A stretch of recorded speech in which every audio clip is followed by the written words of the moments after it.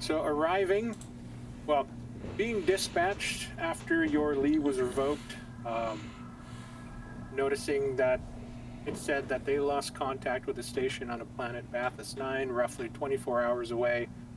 3 hours before you left the station, you guys jumped into hyperspace, formulated a plan of what to do, and eventually made it to Bathos 9, where you first investigated the upper research platform, which seemed to be just a sort of supply and communications depot that helps service the actual research station below in the Helix Trench.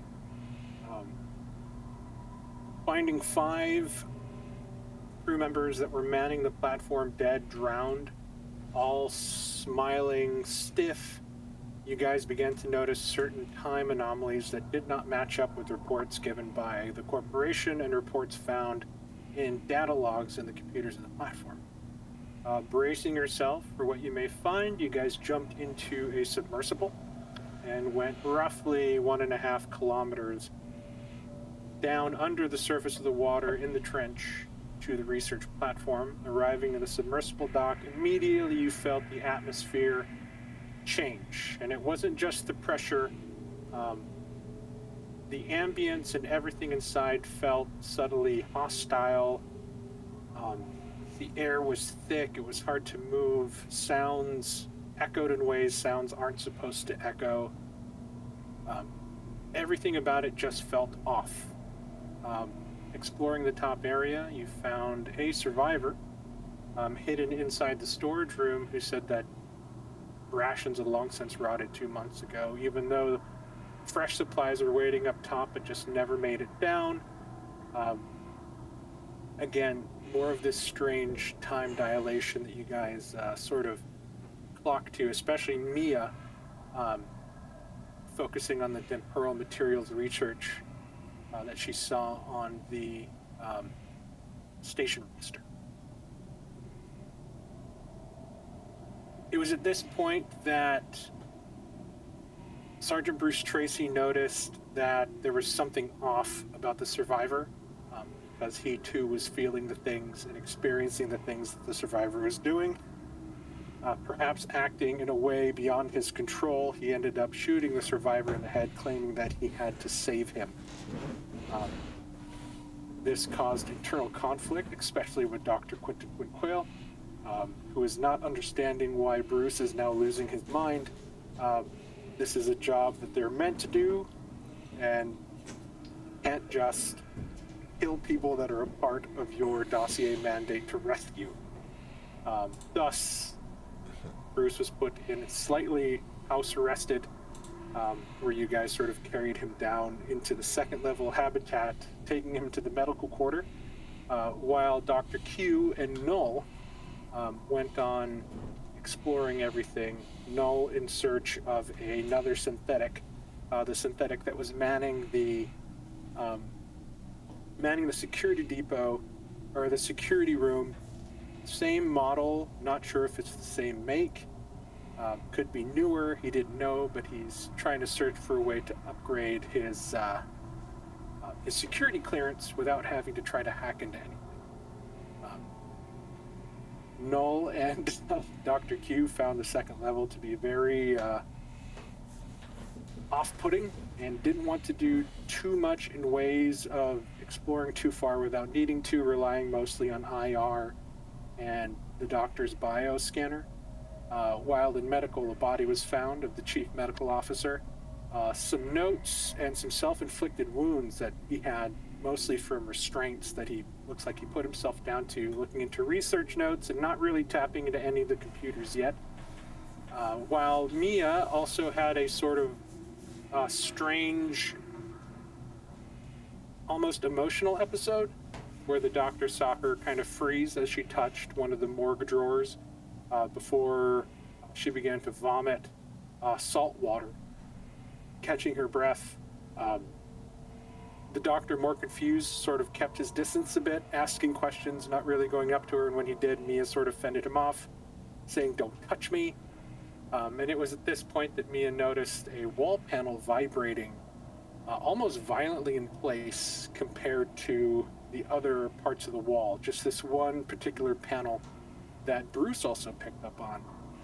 And it was at this point that they untied Bruce to let Bruce take a peek at what's going on with the panel, where Bruce found that it was a panel that was easily removed. He found a ladder that went up about 10 feet before it stopped, and then went down into what looked like a pool of water with a green light flashing down below and small flashes of hail that was caught in the blinking green light every now and then. Dr. Starsmore was unable to get any more information using a salvage drone, just the light being refracted back from the camera. Couldn't make much out of it, so Bruce grabbed his gun and went down the ladder and braved the freezing water, where he found a body. As he began to reach for the body's lanyard that seemed to have an ID card and some sort of key with it, he noticed a shadowy hand beginning to reach towards him over the shoulder of the drowned individual. Panicking, trying to get away, he was caught, where he began to convulse and become catatonic as the shadowy hand then began to sort of break open the seal of his mask, letting water run through his face. He, catatonic, unable to move anything. Do keep in mind that since you are catatonic, just make a note that you can reduce your stress by 1d10. Oh, yeah. We'll pick up from there. Now, I did forget last time, because Mia asked if, because he's panicking, does that make Mia panic? It doesn't make Mia panic. Mia is too far away. However, the doctor, looking through the control screen of his salvage drone, can see the water churning violently, which is thus making the doctor panic. So, Dr. Starsmore, I need you to make a panic check. Do you want me to roll? Marine panics, so do you. Okay. Do you want me to roll the D10 real quick? No, not yet. Okay. So I need you to roll a d20, Dr. Starsmore, and you just need to roll higher than your current stress level. Oh, just a plain d20, not... Yep, just a d20. No, it says... Oh, wait. Is it... Because whenever Marine panics, every friendly player nearby must make a fear save. Unless that's the old rules. No, I think it's the same. So he has to make a fear save. So make a fear save.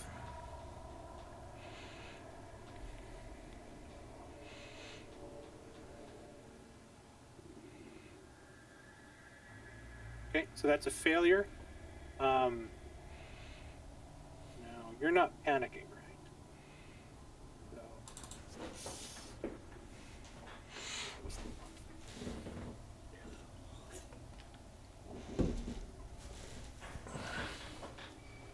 And it's only when a scientist panics, right? Or if a scientist fails a fear save, everybody gains distress? A scientist fails a sanity. Sanity. Okay, so you just gain one stress, Dr. Starsmore. And it is also at this time that Null and Dr. Q enter the medical room, see Dr. Starsmore almost kind of freaking out watching his salvage drone as Mia is sort of looking into the ladder tunnel. You guys notice that Sergeant Bruce Tracy is not in the room. However, there is a dead body slumped against a desk next to Dr. Starsmore. You guys can take it away. I think he's drowning. Can anybody swim? I can swim, but I don't fit in this suit. I can swim.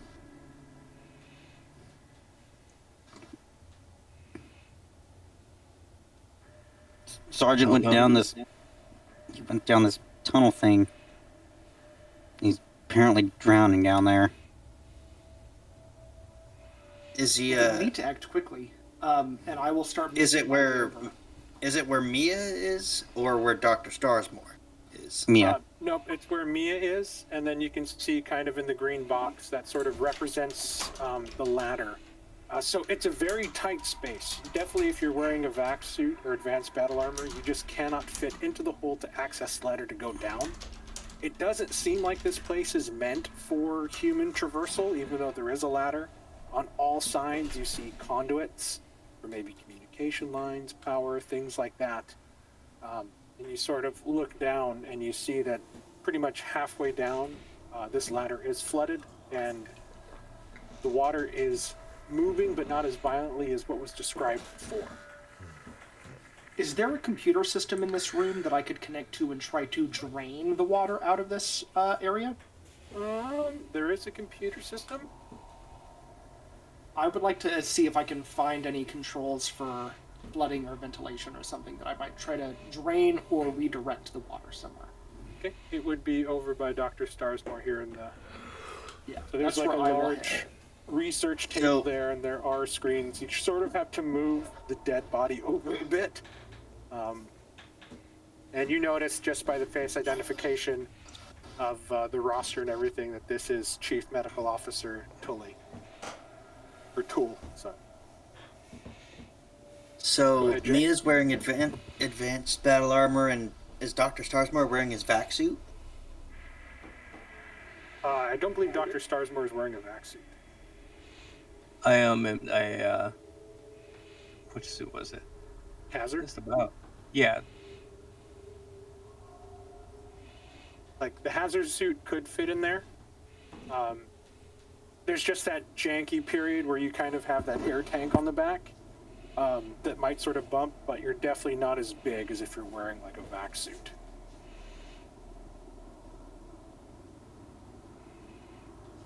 Well, Dr. Quill will look at his crew and just go, fine. I'll go I can get him. harpoon him if you don't want to go down. I totally understand it.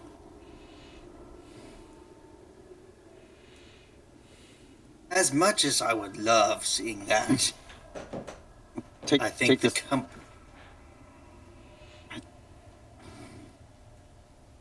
give you a rope. If you can tie him off, I can pull him out for you. Yeah. Is it Yeah, I was thinking the same thing.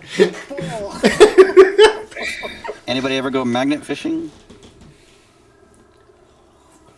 And yeah, So, so you can easily get in there and traverse down. And you are in a hazard suit. Does the hazard suit have any sort of temperature mitigation? Yeah, it prevents extreme heat and extreme cold. Okay, perfect. No body save needed. Dr. Quail will remove the tank from it, but he does have a rebreather equipped to his hazard suit, so he's got 20 minutes of air from his rebreather. I dig it. Am I floating or am I sinking? You are caught in the ladder and then caught on the body. You're not sinking, you're just being held in place right now. Plus, you still have your advanced battle gear and all that entails, so you are kind of heavy. Okay. Dr. Quail will proceed down with Mia's rope. One end of the rope. Two As tugs you- means it's attached. A whole lot of tugs means pull you back up. As you descend, your suit, kind of like in the helmet, is giving you the kind of bio readings. It is cold in this tunnel, so you can imagine that that water should be pretty cold, but luckily you have your suit on and you kind of push down, and there's that moment where you get into the water where it feels like you're wearing waders, and the pressure of the water just pushes the vac suit up against your skin, and it sort of tightens up as you keep going down, and you look down in the water, and you see... Yeah, this is a hazmat suit, just for reference. And you see Bruce Tracy just sort of floating there, his hand gripped on what looks like a lanyard that's still around this other drowned woman's neck. And he's just standing there, unmoving, his leg sort of caught in the ladder. The woman is sort of wedged, ass down, so like her arms and her legs are kind of floated up, almost as if something pulled her down into the tunnel. But as you look past, all you can see is sort of the base of the tunnel and a blinking green light, where I assume you begin to attach the rope to Bruce and kind of wedge him free. His mask still intact on his face, but he's not moving. You're one pain in the butt, Tracy. I don't know if you can hear me, but I hope you can. But it'd be worth your weight in gold, because that's what it's gonna cost you to get you out of here. I'll give 2 tugs when I'm secured him. I'll start pulling on the rope. Heave. So can I see, like, the bottom of You this can see the bottom. shaft? It's probably 5 feet lower than the woman's wedge body. So you kind of have to get her out of the way. You know, you got to remove the clog before you can get down to the base. Yeah, I'll follow Bruce and try and drag this body up to the surface with me so we can haul it out. Okay. Give me a strength check. Can I maneuver the salvage drone to kind of help push up once Bruce is out of the water? Yeah, you can like grip onto him and sort of, fire all the available thrusters. It's gonna deplete your battery pretty fast. Trying to help lift this weight. Or you can choose to steady him, because Mia's suit gives her a really big strength boost. I'll try and steady Okay. Bruce. Mia. Oh, that's perfect. Was that your suit- strength from pulling? I was going to give you advantage with the help of. The suit gives me advantage. I roll strength with that plus symbol. Oh, perfect. Yeah, and easy enough. You're pulling really fast. The doctor kind of swoops in to kind of stabilize the body, so it's just sort of hanging directly in the middle until you start to see him getting pulled. His head popping over first as the rope is sort of tied, hoisting him up by his armpits. And then you start to pull out there, and then Dr. Quayle, she is very, very wedged in there.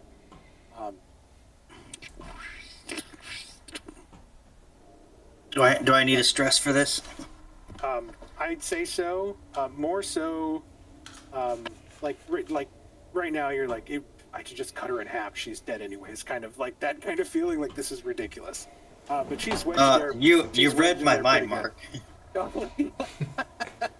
Dr. Queer literally is just like, but I don't have time for this, and he pulls out his scalpel and just starts hacking away.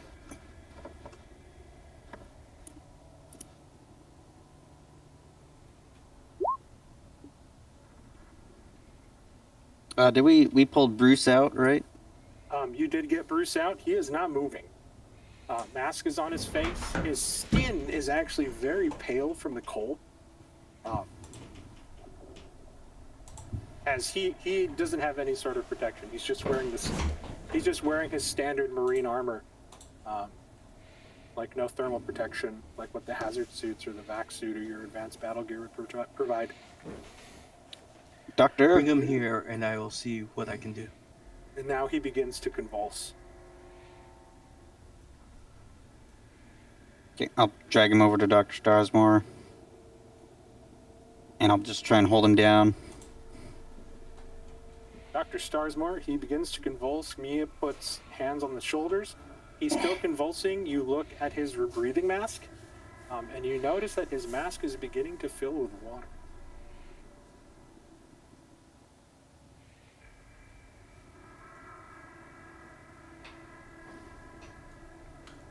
I'm a soldier, not a doctor. Come on, Doctor. Can you help him?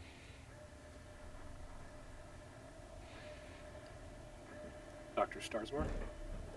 Let's see what I can do. Just pulling the mask off. It's all the water free now. You pull the mask off, and Noel, you sort of look behind. Give me Noel, Starsmore, and Mia, give me a sanity. As the mask is ripped off, the water does not move. It is sort of clinging to his face in the shape of the interior of the mask. And it sort of like warbles. Critical success. No, you're not even, you sort of look back and then don't even pay attention as you tap into the system. Yeah, I look over and it's just, oh, you guys have retrieved him. Wonderful. Do I gain a stress for failing sanity? Yes, you do gain a stress. And then, just quickly while this is happening, Dr. Quayle, what would you like to do with the body? I just like how they're like standing over this, and then in the background you just see like an arm, and then another arm, and then Quail comes up and just hauls this half a body up. Oh no. It like gets stuck, and he's come on. We'll just say that everybody right now is like immune to your sort of shadow puppet game that you kind of played as a joke with the arms before throwing the bit. Well, it's the comedic humor while everyone's horrified around this, and you just see Dr. Quail struggling to get this body out by himself because no one helps. So Noel, you sort of begin focusing more on the computer. Dr. Starsmore, seeing this forces you into almost more immediate action. It helps you focus, sort of having the opposite effect as you begin to work on why this is happening, as you like maybe try to clear his airways, but the liquid is not moving. Mia, this is horrific. Water doesn't behave like this. I'm gonna check and see if in my first aid kit or med pack or somewhere, if I have some type of thing I can use to suction the water away to try and clear it from being around Bruce's face.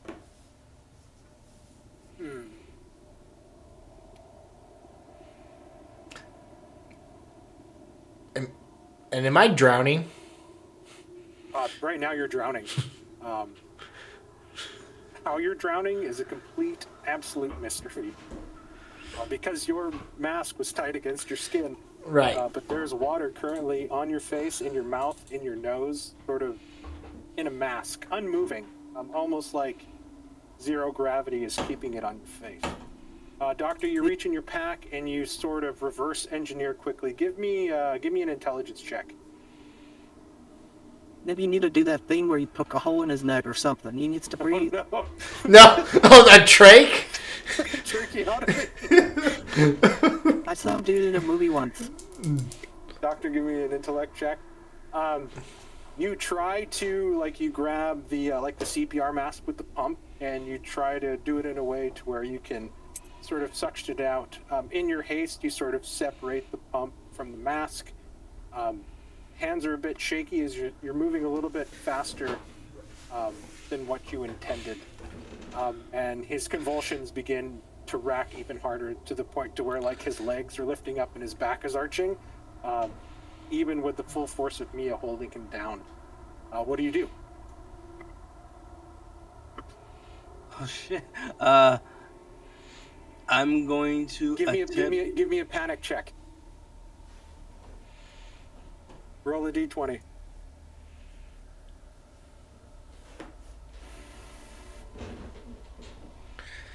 Oh, shit. Oh, wait, no, he succeeded, right? He did No, he succeed. panics. Is it d20 and do you have to roll under or more? It is under. Never mind. You have to roll. So You have to roll higher he than your crit stress. he crit failed. Okay. So Not- for the sake of that, Wait. almost acting. Hold on. Not- I think I have it backwards. That's I think you're right. you They roll. don't You panic. roll more than your stress. Yes. They You're don't. fine. Okay. Okay. And there's no crit fail on the panic check. Just to narrate this, Dr. Starsmore, there's a moment where the pump fails, you look, and then almost immediately, as if by pure instinct, your hands reach out and you physically grab the water. And you begin to pull on the water with your hands. As it doesn't move, it's almost like pulling slime. And you begin to pull ropes of this liquid out of his mouth and out of his nose. And you can see his cheeks and his neck sort of moving as the water is being pulled out of him. Until this sickening suction sound as the water is finally pulled out in this almost 3-foot-long slimy liquid rope. And you look at it, and it just breaks apart in your hands and splashes to the ground. Bruce, you take a huge intake of breath and begin to cough as the salt water has left your body. I need more sanity saves from everybody that is watching this. Noel, did you turn around as like you sort of heard what was going on now? Turn around as in to observe? Yes. Because I imagine you probably would have heard like, what the fuck is that? That's like he's pulling this water rope out of his body. I would have looked at that for sure. Mia, you get another stress. So everybody just give me a sanity save. Dr. Starsmore, you're more now. As soon as you pull it out, you drop it, and then you just begin to check vitals. Dr. Quayle, I don't know how to fight water. Yeah, go ahead and give me a point of stress. No, you're like, that is fucking weird, and then you go back to your computer. Speaking of which... Do I need to make a stress, or am I good? No, you're fine. You do gain a stress, but now that you are sort of alive, we'll say that... Oh, by the way, everybody else gained a stress because I failed the sanity. Oh, that's right. So you'll gain 2 stress, and then now that you're alive and conscious out of your catatonic state, now that the doctor has sort of brought you to, I would like you to roll your 1d10, and you can lower your stress. Bruce. Yep. No. Oh, fuck, by 1? God. Perfect. God damn it. Perfect. No, as you're sort of using this time to focus properly on searching for files, what would you like to do? I think first, initially I would go over here to look for if there's any way to vent whatever area that he was stuck in, but the moment that Sergeant Bruce Tracy's retrieved, I think I would look to the body of, you said the head medical person? There is a body like sort of next to you now, probably on the ground as you guys sort of moved it out of the way of the research desk. There is also some cut up human body parts over by the wall that preceded Dr. Quayle's exit from the ladder. I think I would look at the chief medical officer's body and see if I can find like a key card or something on him that would grant him like access to different areas or facilities or something he would swipe to log into computer systems or anything like that. He does have a key card on him. You look at it and it says level 4 and there's a yellow band on it. Okay. I will take that and with my, what is it called? I think it's my swiper system. Yeah, I'll make a copy of that key card to give to somebody else in the crew. Okay, so you plug that access card in, and then you see the swiper system begin, and it's going to take maybe a couple minutes, but you should have a fully working encrypted key card for level 4 security clearance. Perfect. And then I will look in the computer files where I can. If I can swipe his before I put it in the swiper system just to log him in. And then just see what information is in here as far as like the most recent medical entries, as well as anything relevant to maybe what the other guy Oscar might have been experiencing if he was seen down here before everything went to shit.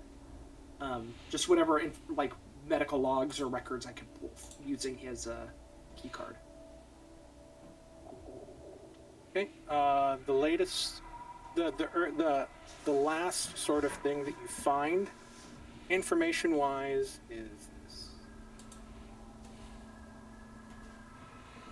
Do you want me just to show you or show everyone? Show him. Just show him. Yeah, just show me. Okay. You're going to see a handout, and it is called Unsent Console Message.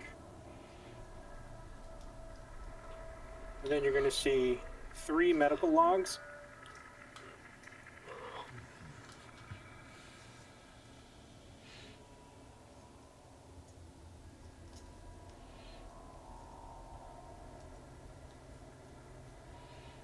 Unsent console message in the medical logs, okay? You should have 3 medical logs, 2 unsent console messages.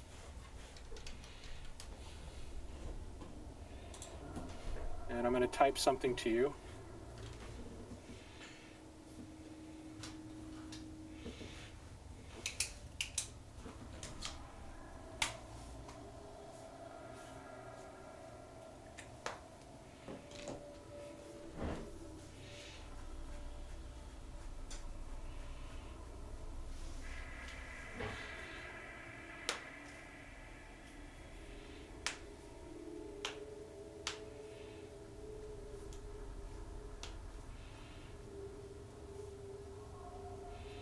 While that's going on, Dr. Quayle would like to try and get a sample of this liquid that came out of Bruce. Yeah, absolutely. You can carefully kind of go in and you take one of your test tubes from your sample kit and you sort of slowly file it in and even take some scrapings off of his face. So yeah, you definitely got a sample of that as well. Okay, marking that down. If I knew how to spell, I'd be done earlier.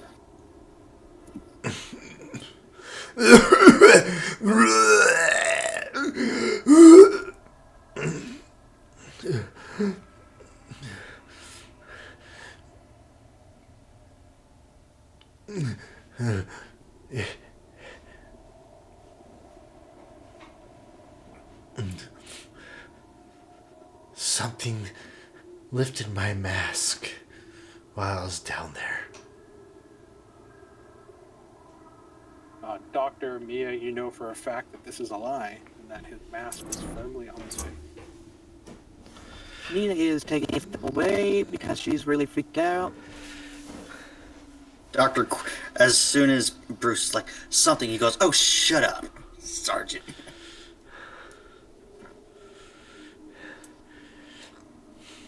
Dr. Starsmore, pump him full of something. I don't care what.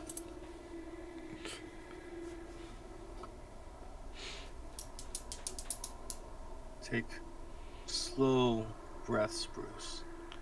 Regain your energy. With what we're seeing, we're gonna need every person here.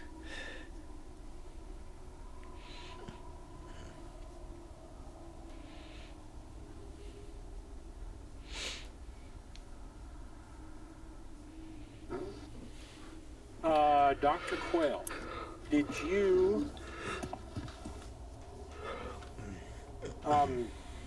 take the lanyard?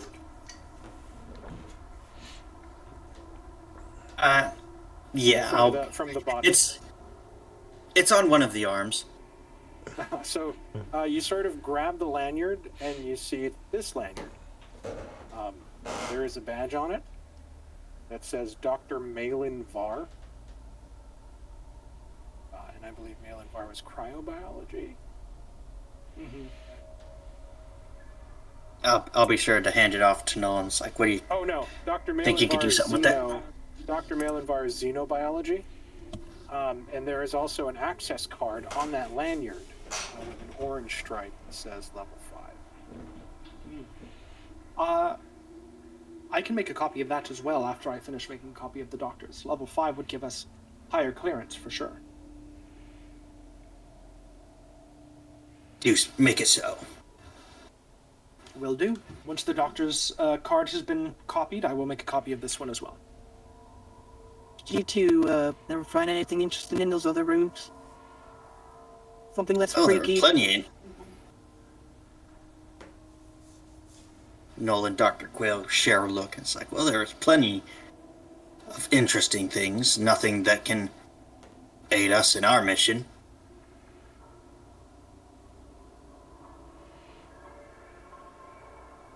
We did find a couple notes,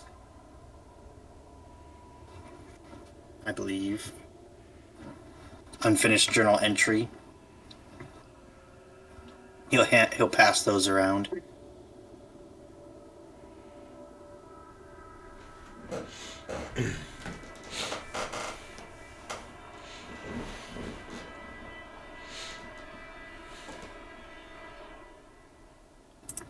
Oh, and before I forget, while these notes are being passed around, I'm going to get whatever medical supplies are left in here that might aid us later. Okay. And see if maybe there's a battery to help charge the salvage drone.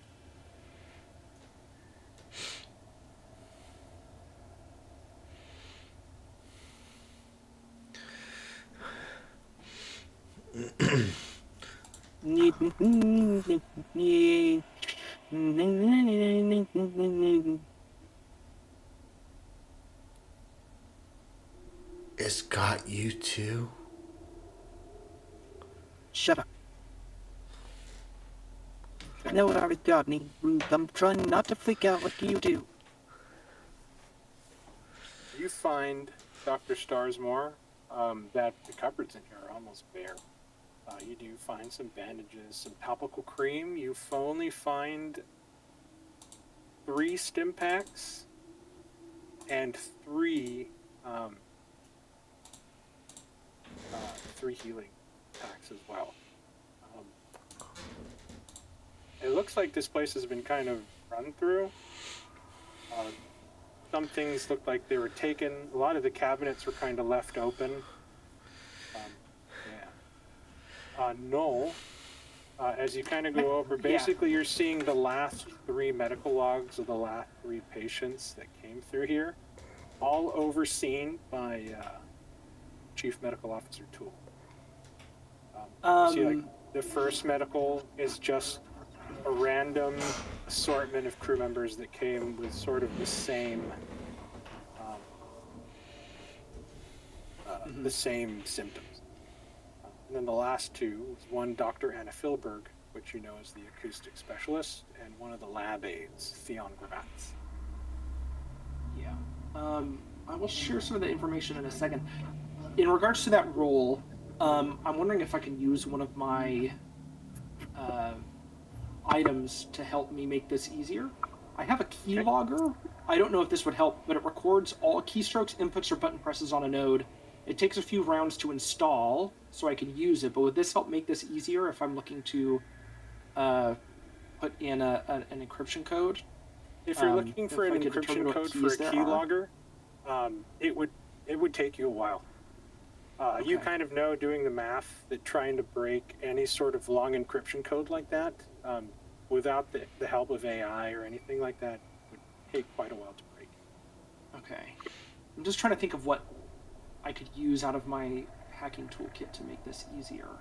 But that was the only thing I could think of. It is pretty crazy that, for some reason, on a level 4 computer access, there is, a 16-digit encryption, yeah. Exactly, on a certain file. Okay, Yeah. I Some will assistance. attempt the hacking. If you're looking for some assistance to hacking, I'd be able to snake his boom to Python. I will take some assistance. Yeah, it would make this easier, because even with God mode, it's going to be a tough roll. So, Too bad Fermi didn't come. He's good at it. He's good at these sort of puzzles. Describe, Mia, how Morris comes over and helps.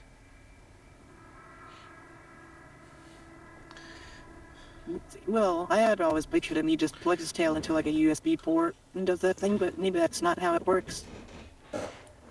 No, that's perfect. So, almost catching you off guard, Morris the snake kind of slithers around, like coils around your arm, moves over towards the keyboard, and then you watch as the tail sort of flicks up, and the end opens, and you see a USB port sort of pop up as it like transforms down, and then he plugs in as the snake's mouth sort of opens, and you look at the eyes as Morris's eyes begin to Jesus Christ, there he goes. As Morris's eyes, you watch as information now begins to move forth really quickly. You see lines of data. Go ahead and make a hacking check with Morris. This will be done at normal. Okay. Do I get any bonuses for using him and God mode, or is it just at normal? Well, with God mode, you're still going to have to roll at normal. Okay. Just because without God mode, this would be done at disadvantage.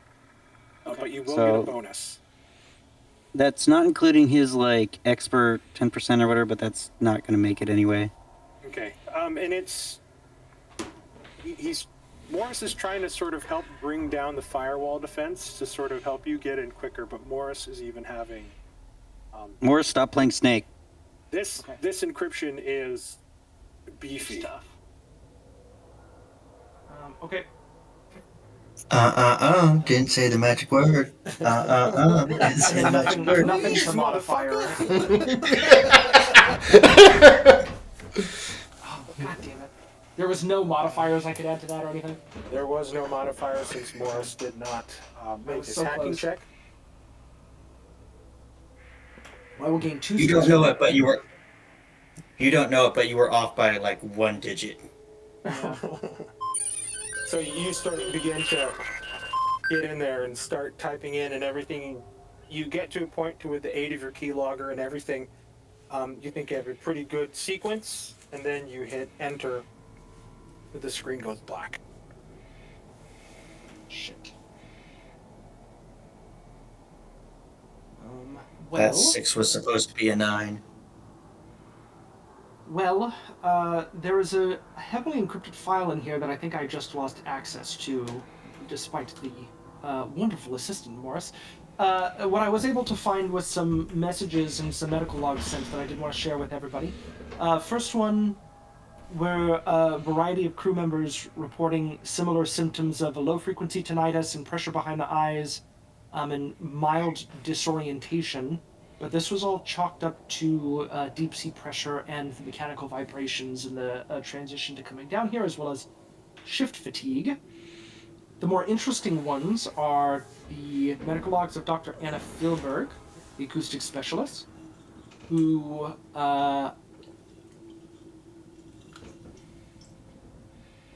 they had symptoms of auditory hallucinations that they described as pattern tones, repetition of a numerical sequence under their breath, elevated heart rate when exposed to silence, and request to remain near active equipment at all time, likely a sensory deprivation anxiety combined with a professional fixation, as well as a diagnosis of a stress-induced auditory, I don't know how to pronounce this word, but I know what it means, pareidolia, which is the Pareidolia. where you see pareidolia, yeah, where you see faces and things like the Man in the Moon, or a face in a sink, or on a wall, or mold, or something like that. That's just basic panic pattern recognition. Greetings, class. Just so you guys get an idea of audio pareidolia in this kind of sense.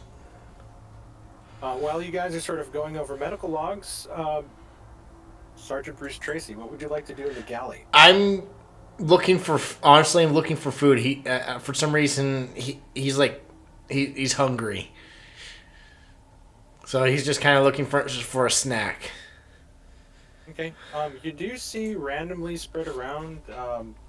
There are some sort of unopened ration packs left on tables, but the smell in here is incredibly off-putting. Again, before, it just smells like old stale food, nutrient paste that smells like super yeasty and sour and foul. Hangs pretty heavy in here, but it is fucking freezing. I would like you to give me a body save as you walk in here, drenched. Of course. God, what's up with my... Everything's so slow.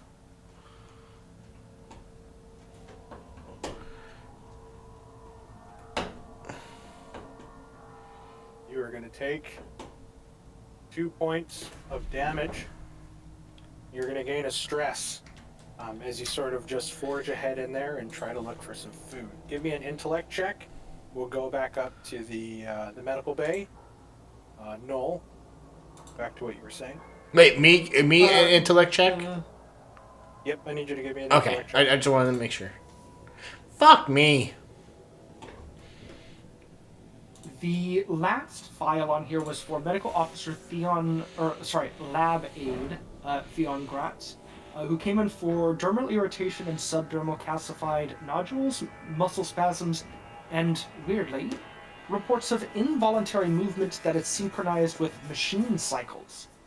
Most of it was chalked up to chemical exposure and industrial allergen reactions, possibly related to a Lab A material being handled. So he was diagnosed with an unknown industrial dermatitis and neuromuscular stress response. Subject failed to follow up or report on his process. Security notes increased time spent alone in maintenance corridors listening.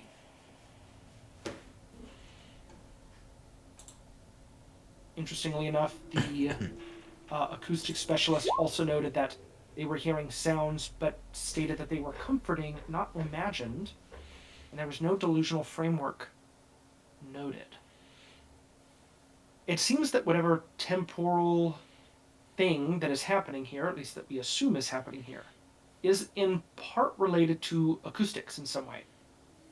One of the notes that we found, Dr. Q and I, in the other room, did mention that silence is extraordinarily bad. And the sound that they were hearing was comforting and protective in some way. The last thing I will note is there was an unsent crew message simply stating that sending crew is pointless, it's awake, you can't kill the pressure, it will hear them first. That is all. Well, that's reassuring. It says Repeat that one more time. Sending crew is pointless, it's awake. You can't kill the pressure. It will hear them first. I can type that in chat as well. And I have given you guys access to those handouts as well. Just in case you want to give them a look at it. And they are called Unsent Console Message, and then Medical Log 1, Medical Log 2, and Medical Log 3. Speaking of dangerous silence, Sergeant Bruce Tracy. You begin to lose heart, being very hungry. It is cold. And there's this sort of buzzing tone in your ear that sort of muffles sound like you're wearing earmuffs. But there's this tinnitus.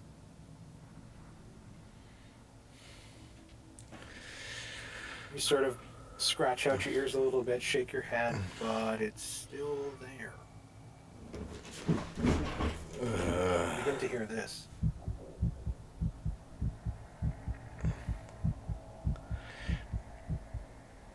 You don't know if it's your heartbeat or something else.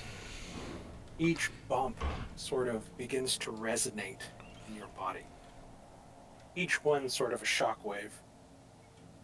Feel it in your bones. Feel it in your skin. You feel it in your teeth, everywhere, a pressure building behind your eyes.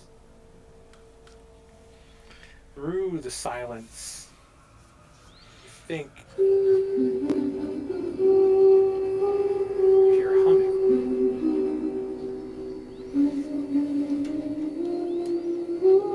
Coming from over here.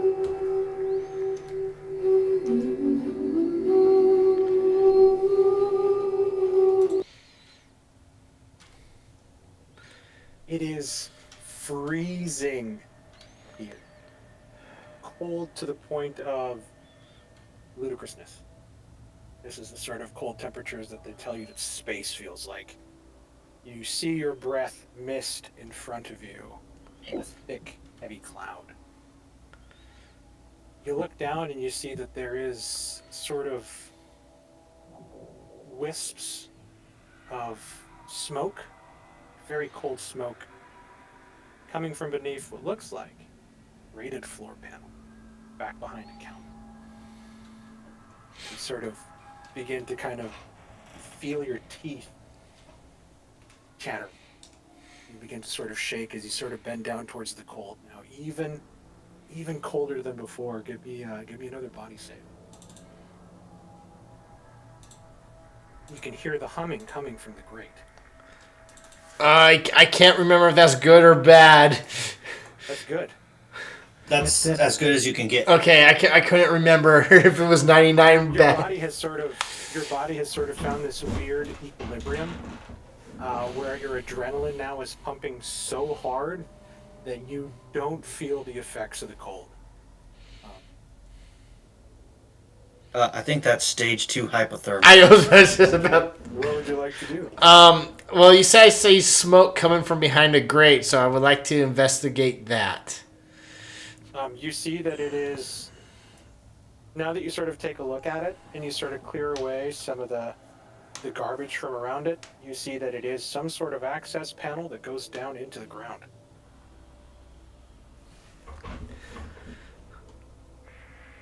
Is it filled with water? Are you going to pull the grate up? Yeah, I'm gonna pull the grate.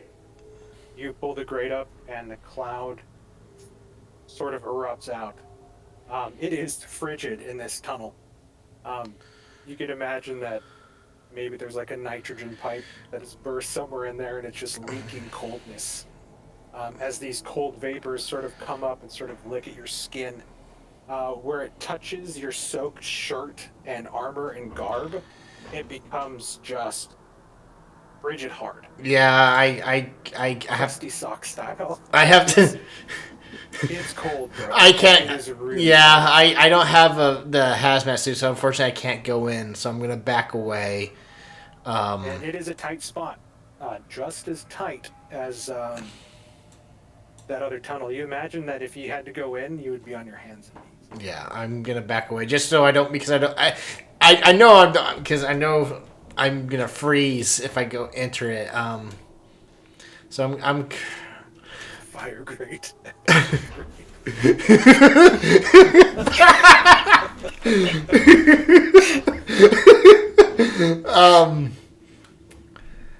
and I couldn't find anything edible. Once he masters all 4 elements. I'm gonna. You said there was a smell in here. Did you say it was like death? No. It's a lingering scent of like old coffee, like Oh. it's been sitting in a diner for a while. But there is spoiled, like the scent of spoiled nutrient paste, which is usually made with like yeast and like mushrooms. So Yeah. there's this almost like tangy taste that's heavy in the air just because of how cold it is. It really lingers, like it has a weight to it. Yeah, I know that smell well. It just sort of hangs in front of your face.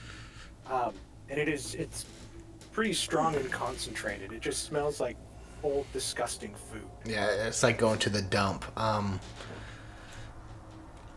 gonna back out. I can't investigate this area, but I'm still hungry, and I figured, well, maybe I'm gonna make my way towards the common area. Okay, so stay right there. And then we'll go back to the medical lab. You guys have probably noticed that Bruce is gone as you've been sort of going over this information. Dr. Quayle watched him leave. As he kind of just wandered off beyond the lift. You guys don't know where he went. I'm not Is sure there it's a anything good thing to else? leave him alone, or Is there anything else you guys would like to try to accomplish? And then also, by the way, Noel, in this computer you did not find any sort of mechanical access to be able to go in and see if there's any sort of flushing system inside that tunnel. Okay. And I'm assuming I lost that file completely. I can't access it again or attempt again. The computer will not turn back on. Okay. Did you manage to get the key cards first? Keycards, yeah, I can make copies of those separate from the computer. It is at this time that those of you in the medical lab need this. Whoops, that's the wrong button. Here it is. Sergeant Bruce Tracy, I need you to give me a speed check, please. Oh, this might. Nope. Okay. So it's in As the you medical. I've heard that coming from the lift area. Yes, that definitely echoed in from that area. Bruce, as you began to turn and you sort of looked at the common area, you just didn't notice the panel next to you begin to sort of bubble and bulge as an explosion. It's the fire. It's the fire grate. Yeah, as the explosion rips through the wall, as something exploded from behind it. 9 points of damage as you were blown against the other wall, and you are now sort of smoldering as you're kind of on fire. So I'm on fire, even though half my clothes is frozen over and wet. Yes. Shit. I stop, drop, and roll, and start patting myself out. Okay. You are stop, dropping, and rolling and try to pat yourself out, and this stuff is not going out at the moment. You guys begin to see the light brighter as you hit the hallway, Mia, and to your left you see something glowing. The smell of acridness and smoke is billowing up. The other thing you guys notice is that even after this explosion, there are no safety systems that are on down here. You just begin to sort of hear... Yeah, I'm just glad there's no water coming in. What did that idiot Tharden do? And you guys hear him kind of screaming down the hallway where the light is. Is this like a Is he on fire? He's on fire. Is this like a I'm gonna paste? grab my Mylar blanket and put him out. Is this like a paste? I need you guys that are running around him to give me an intelligence check as you guys try to figure out what's going on with the flames. Quail is looking for a fire extinguisher. Okay, you do find one right around in the hallway there at the door. There is a fire extinguisher. Oh, that's awesome. That is great. I'm not doing so well this session. Noel, you look at his body as you sort of put the Mylar blanket over him, trying to suffocate the flames out, and then you look at the wall that imploded out, and you see that there is a receptacle there.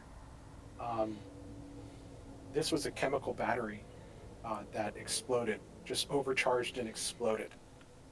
Out towards him, he is covered in some sort of chemical that is still somewhat on fire. The Mylar blanket is helping, but it is not putting it out completely. You take another 3 points of damage, Chris. Oh shit! As Dr. Quill comes up and just fucking cocks that extinguisher and just starts. What's that fire? Is it an ethanol fire? Was it invisible or whatnot, or like a Tesla fire? This one, think like napalm. Like you can see it like visibly on your skin. You see it melting through like tissue, melting through your clothes. Like it is ridiculous.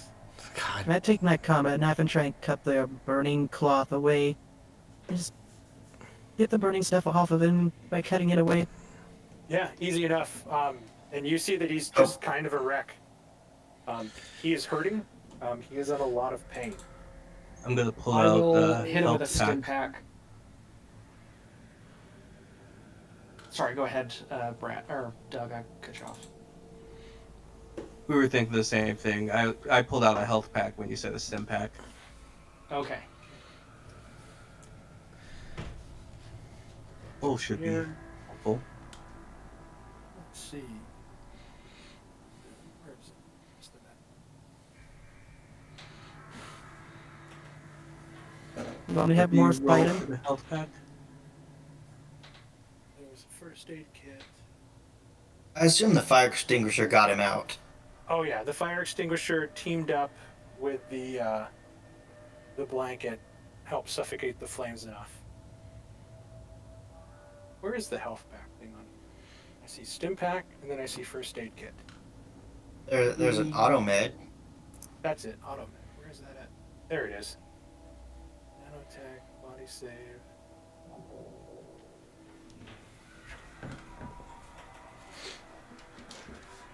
Okay, so there's no sort of disease or poison going on. These are just burns.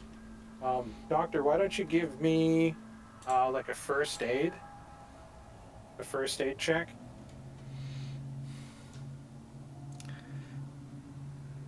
And then the stim pack. It's a D10 Could I? with a stim pack. But it also gives him advantage on all rolls for a D10 minute. So. Okay, so with that success, Thank God. with that success, yeah, we'll make it good. With that success, if the stim pack is applied, you get the full benefit of the stim pack without rolling. Oh, cool. So then you are healed for 10 points, Chris. You reduce his stress by 1. And do you want me to roll for how long he has advantage on rolls still, or does he get the full 10 minutes? Okay. Let's roll for that one. You have advantage on all rolls for the next 4 minutes. Okay, better than a You 1. are in pain. With like the synth flesh and everything that they're starting to put over some of the areas. This was a very unexpected event. Noel, Dr. Quayle, both of you in the first level were the first ones to learn that right now the station is running off of backup power. You can imagine that this battery system is a part of that backup power, and one just overcharged and exploded. There is a very big sense of urgency that the only thing keeping the water pressure outside from you guys is maybe some unexploded batteries spread around in some levels that may or may not last. We need to get to lower levels and fix We need the to get power power back situation on. immediately. Yeah. There's no If more run off and blowing things up. Yeah, if the sergeant needs to remain on medical, he can, but I'm going to go down the lift. By this point, would I have my 2 copies of the level 4 and level 5 key cards? I'd say yes. Dr. Starsmore, as you begin to sort of pack up your stuff, out of the corner of your eye, you begin to see some sort of light, sort of dancing in your peripheral. You sort of turn your head to look. There's nothing there. You get up. Join everybody in the lift. I will give... If somebody wants the copies that I made, I have a level 4 and a level 5 key card. I will keep the level 4 and level 5 for myself, the originals. But if somebody wants the copies. Sure, I'll take the copies. You But hit yes, the he lift. immediately does. No, Bruce. You hit the lift and you begin to descend to the 3rd level as Noel begins to hand out copies of the key cards. After about a minute, you guys arrive in the research block.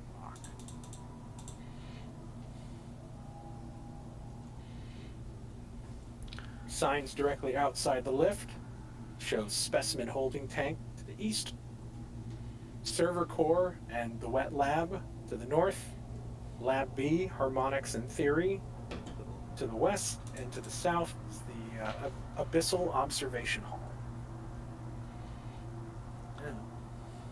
Ooh, as much as I want to go to the server core right now. The doors hiss open as the elevator stops. Heavy, oppressive silence greets you. The walls are slick with constant condensation, droplets trickling down in silent streams like tears from unseen eyes. The air is thick with moisture, clinging to suits even more so than in the habitat, turning them damp and cold within minutes. To the point to where those of you with face masks on your hazard suits, and even you, Mia, are sort of have to wipe off the condensation building up on your visors. Shadows seem to flicker at the edge of your vision, shifting and stretching in unnatural ways while whispers, soft and distinct, drift just beyond your comprehension. An overwhelming sensation of being watched. prickles the skin, as if the very environment conspires to observe and judge. Everything here feels like a sterile laboratory space, with just the tiniest hint of corruption. Everything seems alive, with a subtle wrongness that kind of gnaws at the edge of your sanity. So it's a Warning that- corporate lab. Warning that something unseen sort of lurks just beneath the surface of the silence. You did say silence was bad. Give me fear saves.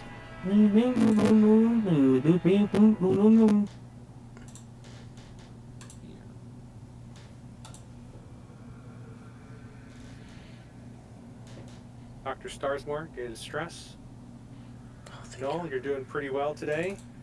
Mia, gain a stress. Dr. Quill, gain a stress. Bruce, you were in too much pain to care about your surroundings at the moment. I'm in pain. You know what? Everybody else has. By the way, you guys have to make that fear save with advantage because I am an android. Disadvantage, sorry. Oh no. Just so you know. I forgot about it. Yeah. Okay, I re-rolling. succeeded. You want us to reroll if you already failed?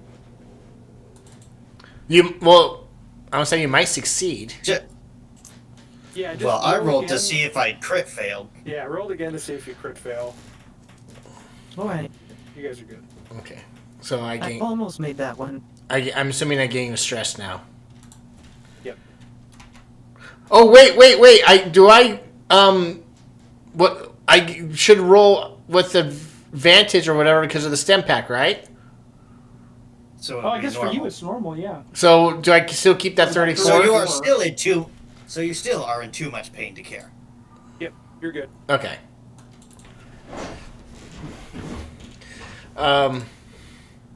So I'd really...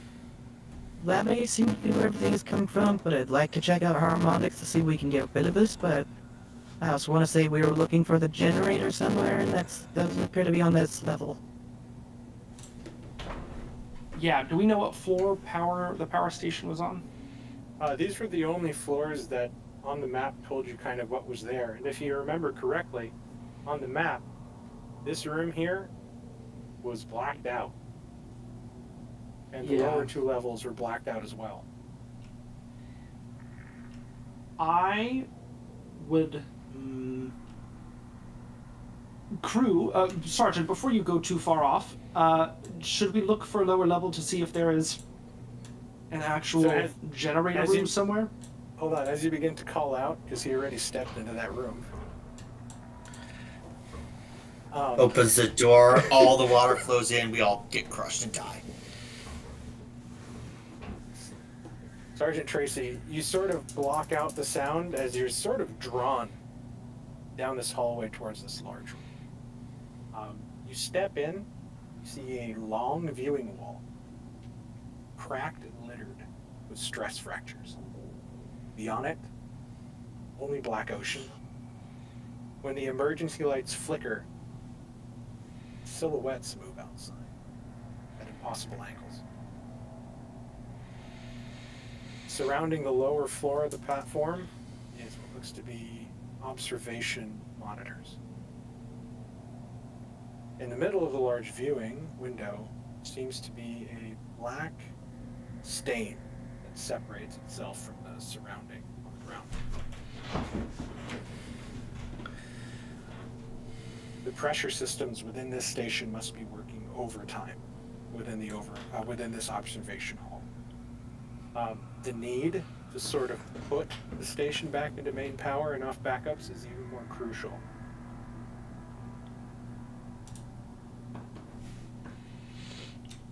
What would you like to do?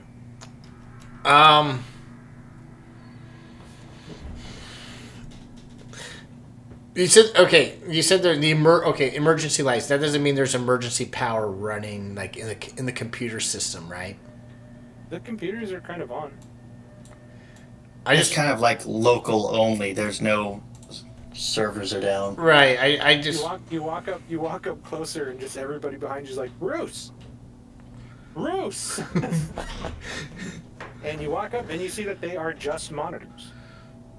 No keyboards, nothing. Just observation monitors. Each of these cameras seem focused on the outside ocean.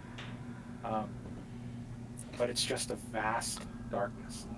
Is there a button, or can I see like a light switch to turn on the lights on the outside? You sort of, it's a touch screen. You kind of change things around, and it just shows you different angles as the sort of lights pop on. And you begin to sort of shuffle through channels. Dr. Starsmore. Again, now sort of in the lift, as you begin listening, you see something flickering. It's light out of the corner of your eyes. You sort of turn your peripheral to see. It's not there. Can you just push the next, like, go down, next level? Can I position the salvage drone in the area where I saw the flickering lights, and do I see anything through its lenses on the screen? You see the flickering form, outline of a body. In and out. The image pops in, and almost as fast as it goes away. Its arm is sort of reaching out to you. And it flickers out again. No. Mia? Noel just stepped away.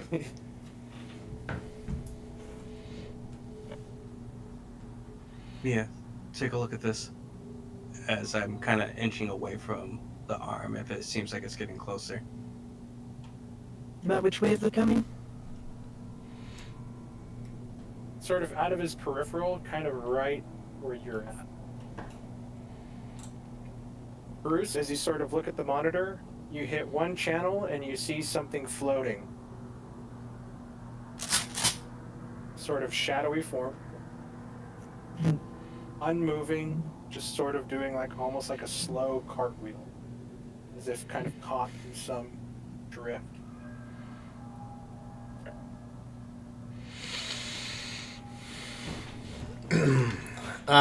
You walk towards the viewing window. Closer and closer. Oh shit, I forgot to show you. This is what you're looking at. This is the observation hall. I'll just show it to everyone so it pops up. Okay. You walk up towards the window, and below you, the stain comes into further view, and you see that it's an outline of a human body. This sort of dark, oily, tar-like stain. As if it was blasted away from the window. On the inside or on the outside? Inside. You look up and you see a handprint on the glass, again on the inside. As you peer closer out, you see that dark form sort of slowly kind of cartwheeling in some unknown current. I need a fear save. Actually, no, I need a sanity save. As just as quickly as you press your face against the glass, an image pops into the glass, driving you backwards. Oh, sweet! You are more fascinated than actually scared. This is massive. Is this what he sees? Is this what he sees outside? As a giant eye is sort of peering through the glass at you. And as quickly as it's there, it vanishes. Leaving you sort of now sitting on the ground, the oily stained residue of whatever was there before now sort of on your clothes and on your skin.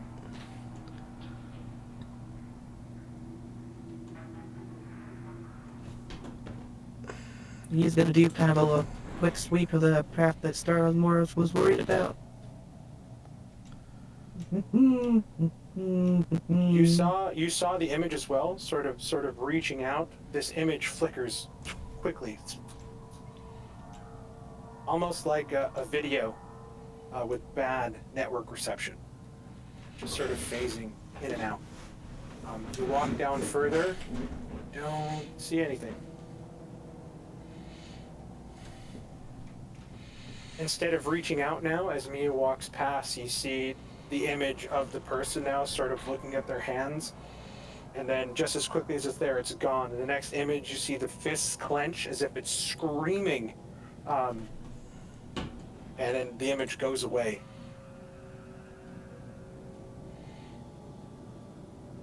You think our holograms are a thing in this place? Think of in Spider-Man No Way Home, the way that Electro was first kind of forming in and out. That's kind of what it looks like, except, you know, without like the electricity and all that kind of stuff going through there.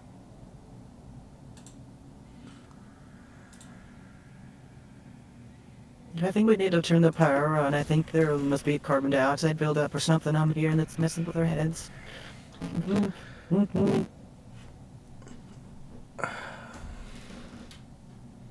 Is there a button to go down lower? There is. Can I push it? You push it. It says access denied. Level 5 required. It's a good thing we have those new key cards. Yeah, oh, Bruce made it back, hooray. You, Sergeant Tracy, you walk back into the lift just as they're about to descend. What do you do? Am I covered in black ink? Just like on your backside, the palm of your hand is sort of covered in it.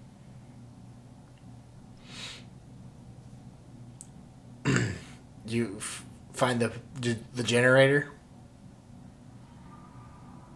We're working on it. I know if you were still in here that's not on this level. Did you have fun with whatever slime you fell into? I'm gonna swipe my key card level 5. While they're You talking. swipe it. You So swipe it. so Bruce has this black tar on his backside and his hand. Yeah, it's like this weird oily black residue. Dr. Quill's just like, you gotta stop doing that, man. It's gross. Yeah, so to recap, Bruce is like nearly drowned, blown up, and knows got this tar that found him whole within like the last 10 minutes. That is correct. I'm gonna take a sample of that goo that's all over Bruce Okay. Tracy. You begin to take a sample, and you guys also. I flinch afterwards. Somebody help me! I've already swiped the card to go down to the next level. Hit the next level, and you begin to descend. As the doors close, you hear that call for help. Can I hit the stop button? Now I'm gonna hold him. No, Bruce, you don't Yeah, I'm get gonna hold him stuck in too. anything. I'm trying to help somebody. You guys are like, no. I need to shoot Bless you. I need to Bruce, the last save one her. you get shot in the head. You guys, we just heard a body. I love Bruce. Oh. And the doors close as the sound sort of echoes, and you guys begin to descend. You guys, we'll just say that you're sort of struggling to hold Bruce back, who's trying to stop it to go back up, and you guys descend. I load another trank syringe. Descend. And descend. And descend. This is a lot longer than the trips between 1, 2, and 3. We recall that 4 and 5 that 4 and 5 they're in like the terrain, isn't it? Part of level 4 is in the terrain, and then 5 is at the very, very bottom. But the diagram that you saw, even though the levels were blacked out with no information, showed that it shouldn't be. They're spaced evenly like a wasp nest. 1, 2, 3. The research wing being the widest before it cones back down to a point. It shouldn't take you 5 minutes to get from 3 to 4.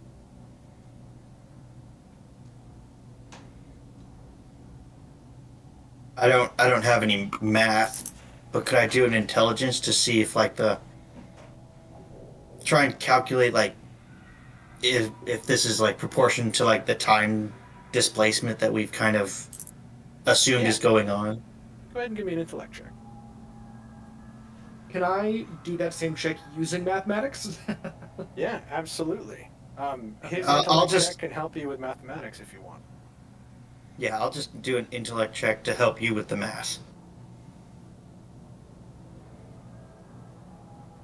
So I'll just broach the ideas like this, like calculate between level 1 and level 2, level 2 and level 3, and 3 and 4 based on the time to kind of like if they're all equally the same distant, maybe we can get an exact temporal distortion. Oh, and then I forgot Range. to say, Dr. Starsmore, before the doors close, the image that you were watching from your salvage drone would pop in and out, and it looked like it was waving his hands back and forth.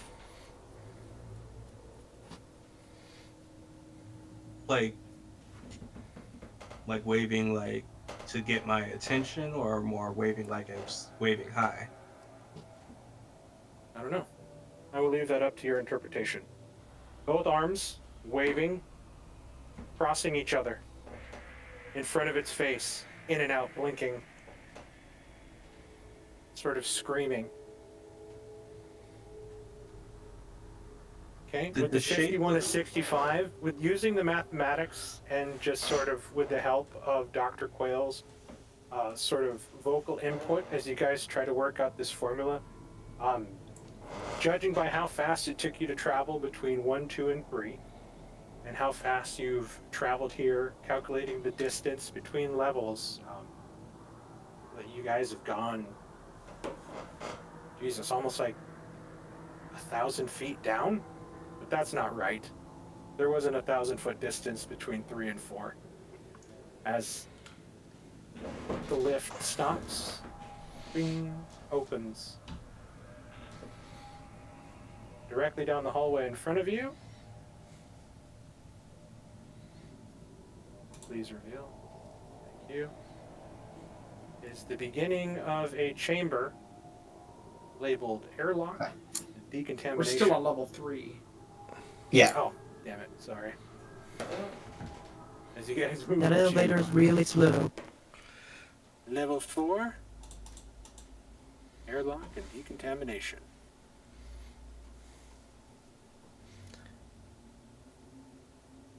We weren't You supposed. see signs all over the outside of the airlock door. Restricted access. Security level 5 plus. Danger. Approved personnel only.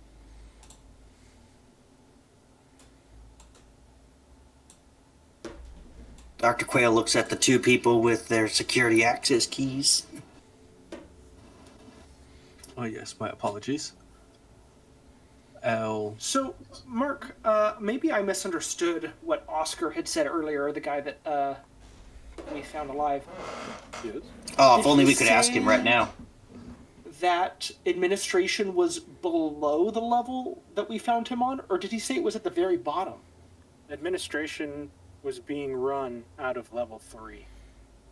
It's being run out of level 3. Okay, but he didn't say which area. Exactly. Okay, and we don't know. We never figured out where the power generators were. No. We assume The it's only other at the information bottom. the only other information you saw was the 2 levels, 1 level now you're at that is blacked out, that for some reason has airlock and decontamination processes involved, and then 1 more level below you. Looking at the elevator, does it seem like, or does level 5 require higher level access than what we have? You don't know. If I were to check to see. What you do know Are we able Is to that- move into the airlock? Yeah. Let's finish. What you do notice is that the lift doors sort of open reluctantly.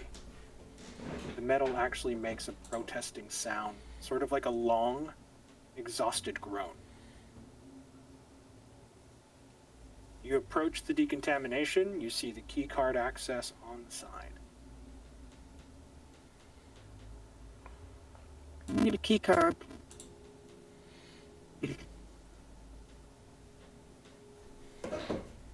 No, you've got that look on your face. What are you thinking? I am Doctor, wondering can I if get this the is key the card? right floor that we are on for the power station. I don't want to waste too much time, but I also want to explore more. And according to what Oscar had said, administration was being run out of the level above us. Because that's where... If we need higher access, the null unit would be up there, where I could potentially get that higher access. Yep, and that's also where he said the research director was at. Yeah. You guys examined the floor above. No, that was the... Sorry, I'm thinking of the floor above that. Mm-hmm. So you think we need to go back up? Where we just were. Necessarily. We could explore here first. I think more so I'm just... This place is a mess. The fact that there's no administration offices is odd. Just give me the key card. Let's just see what's on the other side of this little I'm tired of waiting. I go up and swipe the key card from Dr. Starsmore, and I go unlock the door. I need a contested speed check between Dr. Starsmore and Bruce Tracy as he tries to take the key card out of your hands.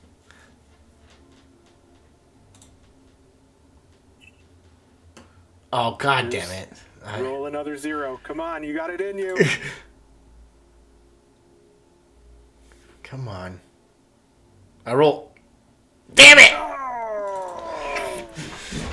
You sort of reach towards it, like, give me this fucking thing and let's go. And he's like, don't take, no, goddammit. He's like, we need to think this out. I don't mean to delay us for long. I was simply thinking aloud that the facility is a bit of a mess, and power is our most important task at the moment to obtain operational security. Or operational control, sorry. Which is our first directive for this mission, so... Can I punch Bruce? You need to stop aggressively... You shot someone before. I don't trust you. Stop aggressively attacking my charges.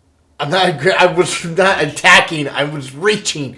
Let's go. The power might be Punch here. him in the face. Punch him in the face. Okay. I need both of you to make combat checks. You're going to make a hand-to-hand attack. Do you have hand-to-hand combat, Sergeant Bruce Tracy? Yes, no, Bruce. Are you talking about? I do not have close quarters combat. No, I do not. Okay, so you're just going to use your combat as there's a punch coming at your face. You're going to try use military training. Sure, absolutely. You can use military training if you have that. I have military training because I'm a Marine, but I just don't have close quarters combat. You have basic like martial arts training. Mia's just really good at it, so we'll see what happens. Strength, speed, intellect. Oh, combat. Yep, you're going to use military training with combat. Mia, close quarters combat. 38 is good. I beat it. You did. It is a success. You do know your hand-to-hand combat, but Mia sort of feints with her left, and you go to move your hands to block. Actually, I believe Bruce wins this one because he has a higher number that succeeded. I think At least that was that's the old... 1.0. I don't think that's 2.0. Yeah, that's the old rule. Yeah. No, that's Those are the old rules. rules. Okay. My rule is that Mia feints with the left. Bruce, you fall for it.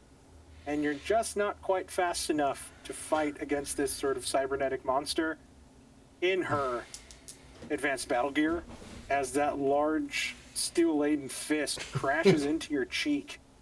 Go ahead and make a damage roll with this using a hand-to-hand. I'm not sure what that damage is, actually. I think it's your strength divided by 10. I So think my that's your strength is unarmed is. 36, so 3. Yeah, you would do 3 points of damage with your unarmed attacks. You spit out a tooth, Sergeant Tracy, as you sort of get knocked against the wall. Very intimidating, powerful person in a suit. We may have started this Shit. mission as equals, but I am taking control of this security, and you I have deemed as a threat. If you want something from these people, you ask. No touch. Do you understand?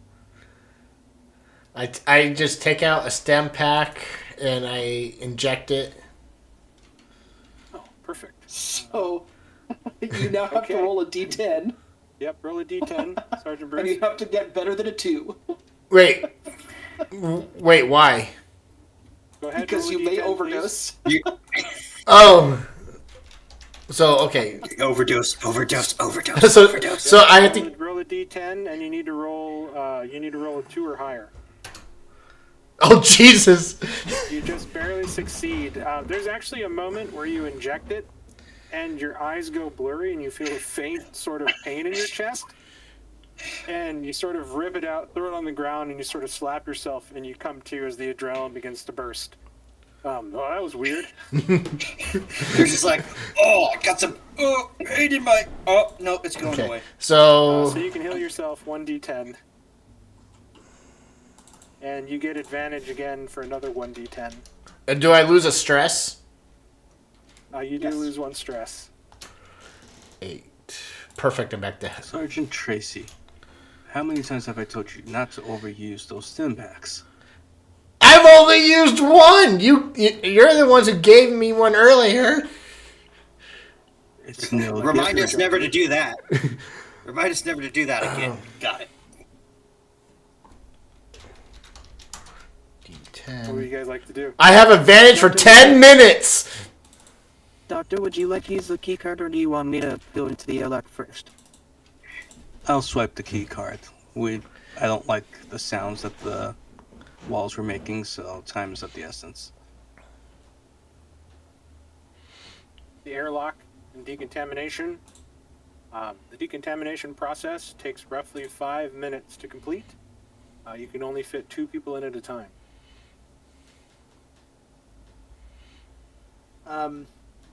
We need more key cards. Or at least one more. I can Have one. make one more. Have one person stay Well- in the airlock decontamination. That'll take too long. I have a 10-pack of these, so I can make another one. But And I'll you need have to make everybody another- go in You first. need to make another level 5 or Yeah, higher. I can do that very easily because this thing saves the copy of it. So you guys go in. I will make this copy, and while it waits, everybody else can go through. Okay, who goes in first? I'll go. Doctor, you want to come in first? Oh, wait. Who'd you? Let's push Bruce back out. You get out. Doctor? Or doctor? Allow us doctors to go through, because I don't. No. I'm not allowing you, not without a security. We don't know what's back there. I just lean into Mia and I go, listen, you're the only one I can see here who can handle Bruce. Don't put me in there with him by ourselves.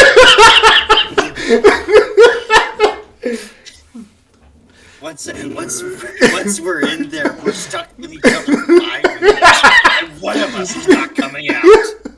Okay, so the 2 doctors are going into the airlock first. Yes. What? Okay, so you walk in, doors close, and then the decontamination process starts. Those of you looking in begin to see like sort of a ring action beginning to move as this mist begins to form. Dr. Quayle kind of like, T-poses and does like a slow turn. He's been through decontamination before. As you stop, you sort of begin to slowly move forward, like really slowly, as there's like a conveyor belt underneath you, as just the ring of decontamination keeps going. Dr. Quayle, you've been in a lot of laboratories. Dr. Starr's more of the same. A 5-minute decontamination process is excessive. Incredibly excessive. It almost feels like an eternity trapped in this white fog. before it stops, and the door at the front begins to cycle open. The sign on the door says Danger, Vault Antechamber. Restricted access, security level 5 or higher.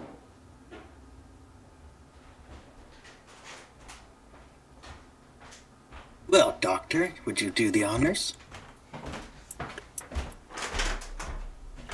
Sounds pretty concerning. The door opens.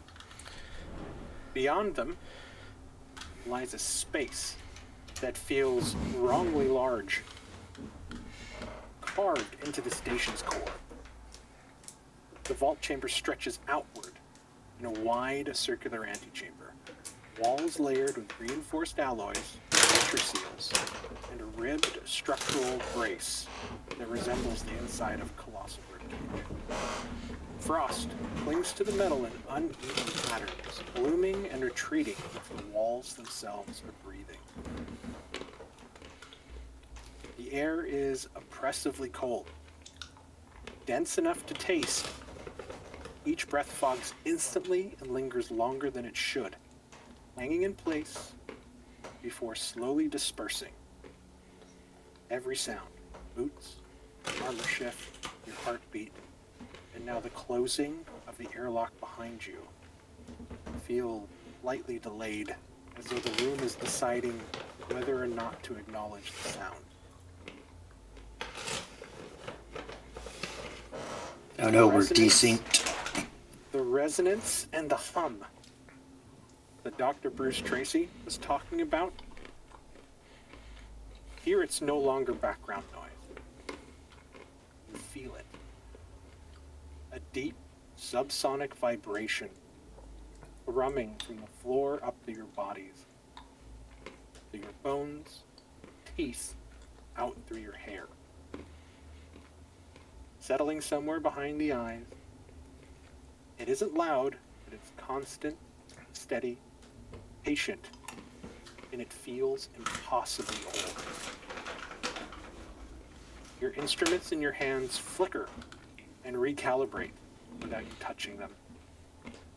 The pressure gauges on your suits and the pressure gauges you see out along the walls read normal and then spike abnormally before correcting themselves, almost as if they're embarrassed. At the far end of the chamber stands a vault antechamber door. A massive circular seal scored with hairline fractures and etched with Helix containment warnings, layered over older, partially erased markings. Condensation runs downward from the seams in rivers, gathering at the floor and then leaking somewhere the eye cannot see. On the door is a large metallic sign. Warning: SCP Containment Chamber. Specimen 117X-001B. Designation: Keter Class. Anomalous being. Codename: The Quiet God. What was the Everything code name? turns- Codename: The Quiet God. Shadows begin to dance as silence overtakes the room. Through the silence, you begin to hear a voice. Please drift, whisper drift. It's all the same signal.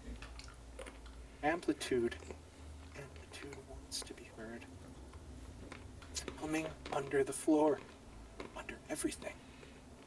Almost in tune now. Almost. The silence is not empty, it's full. And then turning from a cabinet, walking towards you, is a woman. Bedraggled hair oily. Sort of stumbling, body out of sync with the voice. Resonance recognized, identity confirmed. He sings in the gaps between sounds. Quiet is not quiet. Quiet is his voice. And then you look as she looks towards you and you see a hideous visage. Once a human, now fully corrupted by whatever presence is down within this chamber. She screeches at you, and she charges. And who didn't want a Marine to go first? I said I didn't want you to go with me. What was the SCP number?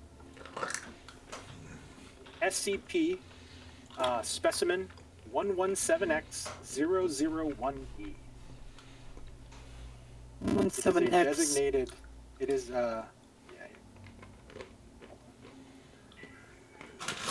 this an actual SCP? No, this is just one I came up with for this. Oh. Because I was like, if I use one, they'll know what it is. You know, there's over 9,000 of them. It's a 117X001B.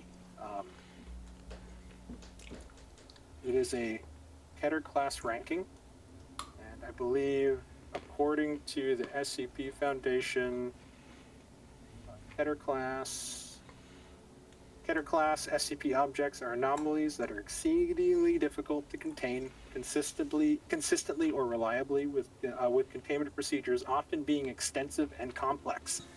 The Foundation often can't contain those SCPs due to not having a solid understanding of the anomaly or lacking the technology to properly contain or counter it. A Keter SCP does not maintain the a Keter SCP does not mean the SCP is dangerous, just that it is simply very difficult and costly to contain. They're the weirdest, most out there. Mm-hmm. So as she screams, I turn to Dr. Starsmore and I go, I don't think this is the generator room. And then, yeah, let's, really, it's just you two, because as initiative starts, whoever's next in the airlock and decontamination is stuck in there for 5 minutes. Yeah, we look up and it goes, decontamination, 5-minute timer. For some reason.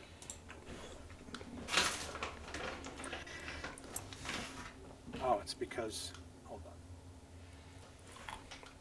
You select a token. Edit. I'll say you cannot see her name. Well, Dr. Quill has my revolver. You will be able to see... Whoops. Sorry, not that. You will be able to see the health bar, though. Both of you did not access the image roster that Null has, so you guys won't know who this person is. But you'll see the name. We can play we don't know this person. At turn. Let's roll speed checks. Did I close her sheet? How long are rings in the skin? 5 minutes. So each round is 5 minutes. Oh, each round? Oh, no. I think Three- each round I think- is... I think it's sort of the same. It's like 10 seconds per, like, moving. At least I Okay, think so that's you how we played it before. Okay, so you guys have 50 rounds in there. Yeah, don't worry, we'll be fine.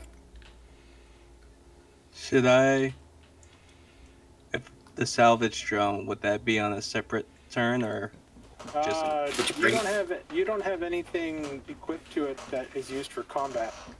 You said you had like infrared and all that stuff on it. I had I believe there's a laser the cutter on salvage. it. I believe the salvage drone, battery operated, remote controlled. You didn't find a battery for it. Well, there's 2 hands. So if you're going to use you can attack. You can only use the salvage drone to try to attack. because you need 2 hands to operate this drone, because you have to use the remote. Please tell me you have something more than just your salvage drone. The salvage drone does have a laser cutter on it. Laser cutter and then the bioscanner, or I forgot what it was. Yeah, it was just those two. Yeah, so you have to choose, like, it's not a pet. It's not going to operate opposite of you. You have to use your turn to use it if you're going to use it.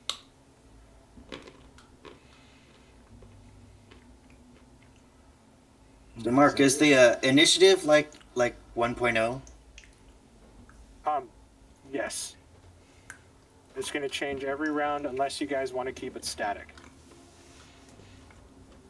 Unrolling it each I'll turn. use my submachine gun, the laser cutter.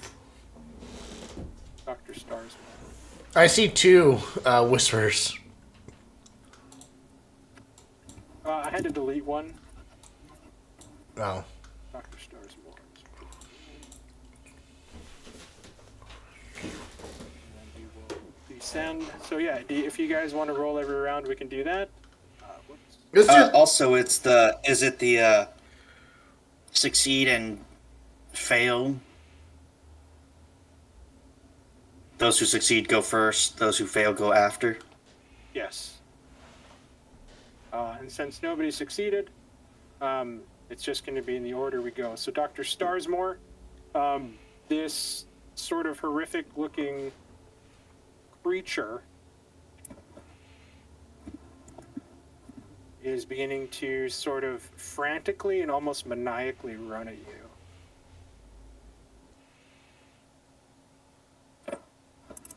I will pull my submachine gun and I'm going to fire at this thing. Okay. How close is she?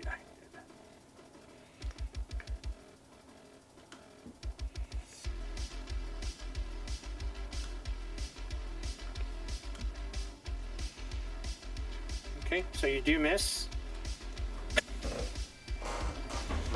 Pop, as you sort of had to quickly stow your control panel, drawing out your gun, sort of locking it in, aiming and firing as she begins to move sort of side to side, serpentine, as she begins to run at you.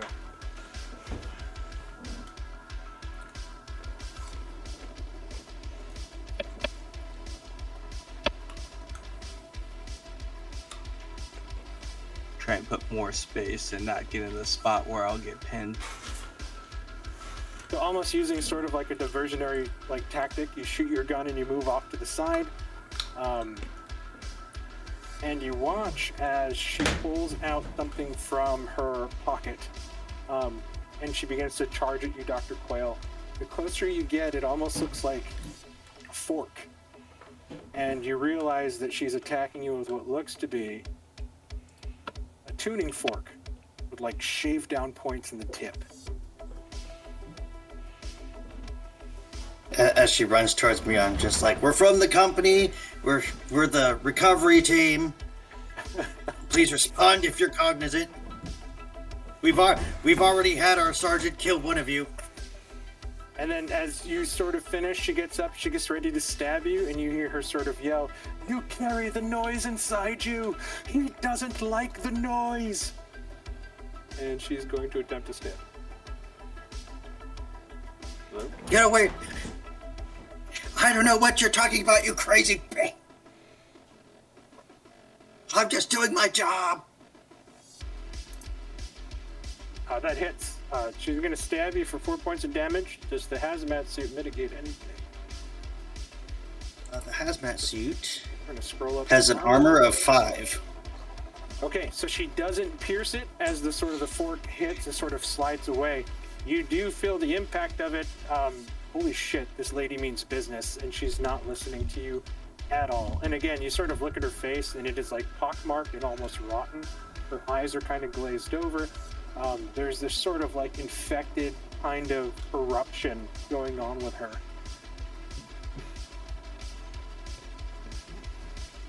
That's the end of her turn. It is your turn. I will back away. Can we in the decontamination zone see what's happening, or is it too far down the hall? Give me intellect checks, as you guys are sort of surrounded by this fog as you're looking forward. But there are breaks into the sort of the decontamination mist that you can look forward into. Dr. Quayle's just like, calm down. You're not in your right mind. We're here to save you. You crazy woman. Pulls out his foam gun and he's gonna try and glue her to the floor. Okay.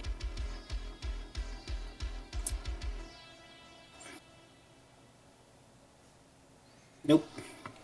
She just sort of dodges out of the way, and then she's going to begin to charge at you again. Let's re-roll speed.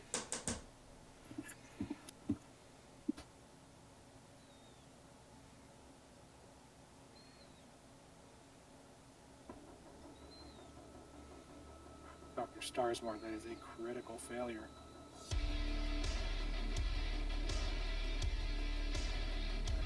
Dr. Quayle.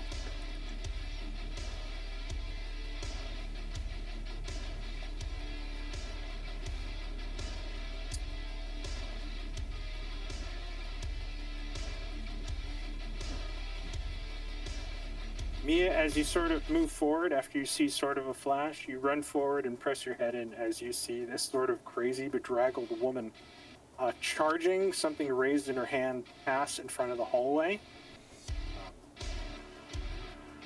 Yes.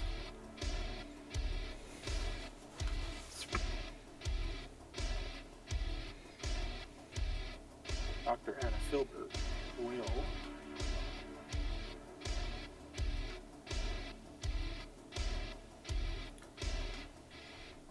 Yes. I need Dr. Starsmore and Dr. Quayle. Give me a fear save. As she just continues to babble all these inane phrases. Almost in tune now, almost in tune. The silence is not empty, it's full. So, Dr. Starsmore is panicking, and Dr. Quayle's just like, you need to switch to decaf, woman. Dr. Starsmore gains 5 stress. And is it scientist insanity or fear? Sanity. Okay. Just sanity. Okay. So, Dr. Starsmore, give yourself five more points of stress, and that's the end of her turn. It is Dr. Quayle's turn. I tried to be nice about this. I'm going to shoot her with my tranquilizer, see if I can knock her out.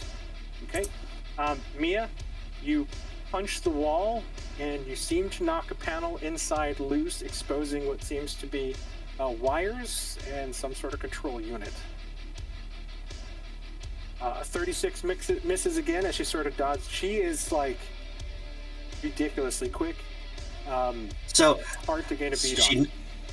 I pull out my trank, and then at the last second she knocks it away, and I'm just like, Starsmore, stop standing there and help me! Starsmore, it is your turn. With your critical failure, any attack you make, or any roll you make on this turn is going to be made at disadvantage. So I will shakily aim at the creature and try to fire as I will move away.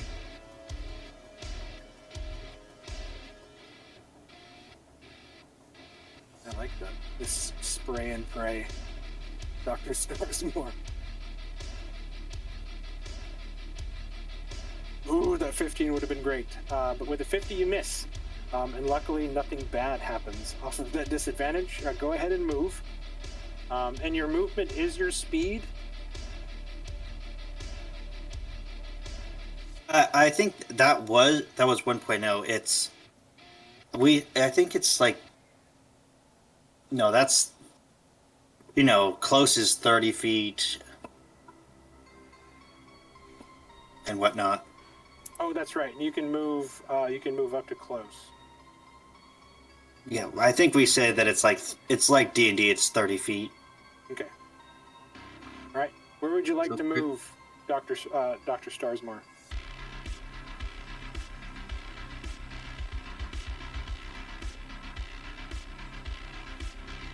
I'll move that way.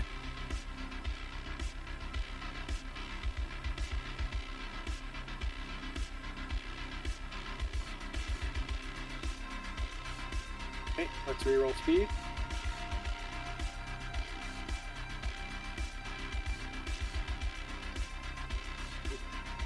Good on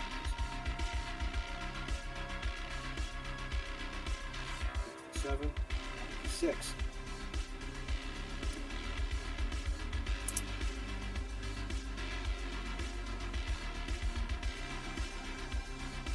Dr. Quayle, she is all up in your business. She is trying to stab you with a tuning fork. What is happening? This is like the worst round of combat ever. Well, All we're these all scientists are trying to attack each other, just missing.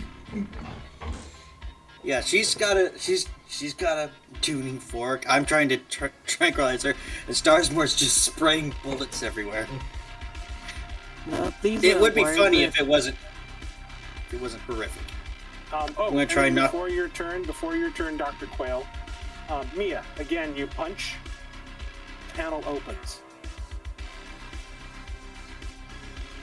So, yeah, I'm guessing that's we're not going to be able to use hacking on these wires. Okay. So go ahead and roll a speed check, and we'll add you into the turn order with your intent to hack the panel. I'm gonna use my, let's say, Twitch booster so that I can roll a normal speed. Okay.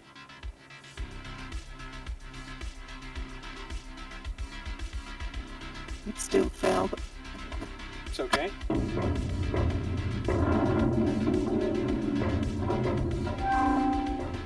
I'm gonna try and tranquilize her again. Sounds good. Unless Nope, you can go ahead.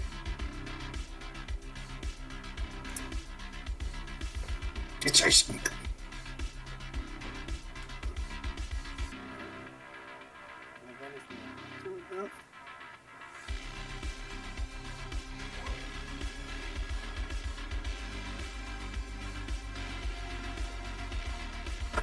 So I got her, and if she's still affected, she'll take 3 damage and must make a body save or fall unconscious for 1d10 rounds.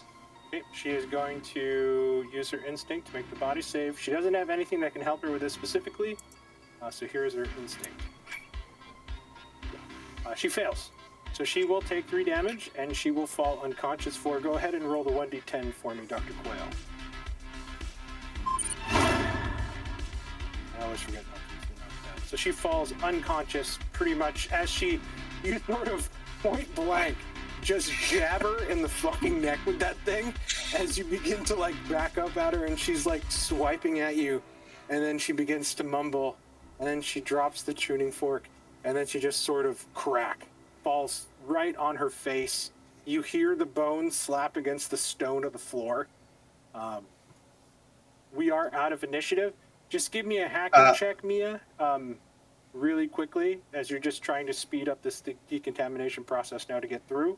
As you sort of lost sight of what's happening in the room, all you hear is muffled gunshots, like muffled Dr. Quayle, like, "Will you calm down, woman?"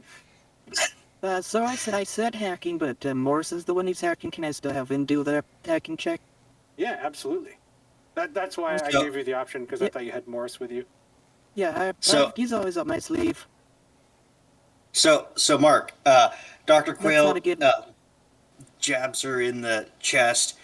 Then he takes 2 steps back. She swipes a little bit, falls face on her face, and as she hits the ground, Quayle just like brings up his phone gum and just both of her arms.